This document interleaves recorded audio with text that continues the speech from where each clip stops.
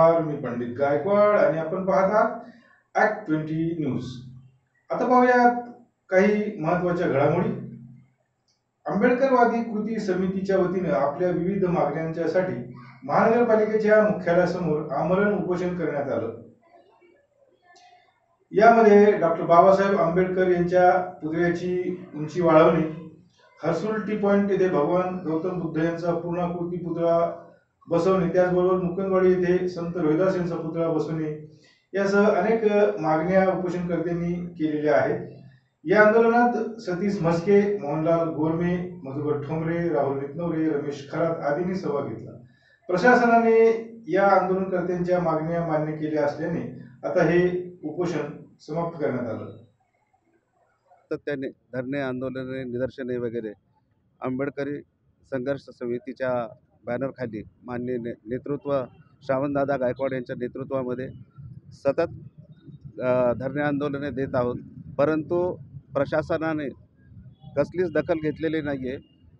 शेवटी आता budget year ending 31 मार्चला असतं आणि हा पुतळा जो आहे त्या व्हावा आणि सुशोभीकरण व्हावं म्हणून प्रशासनाने कोणतीच हालचाल केलेली नाही, पावलं उचललेली नाही आहे. त्याकरता आम्ही आपलं काय म्हणतात उपोषणास बसलेलो आहे. आता वर्षभराचा कालावधी लोटतो आहे.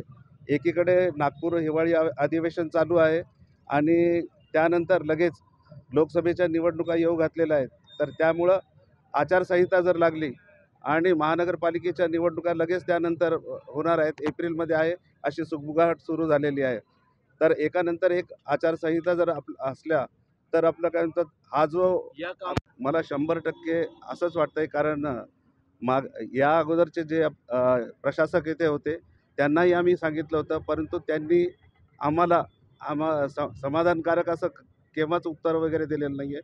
त्यामुळे मान्य श्रावणदादा गायकवाड जवाबदो आंदोलन करणार, कारण त्यांनी उत्तर दिलेलं नाही आहे आणि त्यांची मानसिकताच नाही आहे की इथे डॉक्टर बाबासाहेब आंबेडकरांचा पुतळा व्हावा असे आमचे मानणं झालेलं आहे. आम्हाला आमचा समज झालेला आहे. त्यामुळे माझी मागणी आहे 14 जानेवारीला डॉक्टर बाबासाहेब आंबेडकर जे मराठवाडा विद्यापीठ आहे, नामविस्तार दिन त्या दिवशी असतो. नामविस्तार दिनाच्या अगोदरच या कामाला सुरुवात झाली पाहिजे अशी माझी मागणी आहे आणि सर्व आंबेडकरी जनतेची ही मागणी आहे.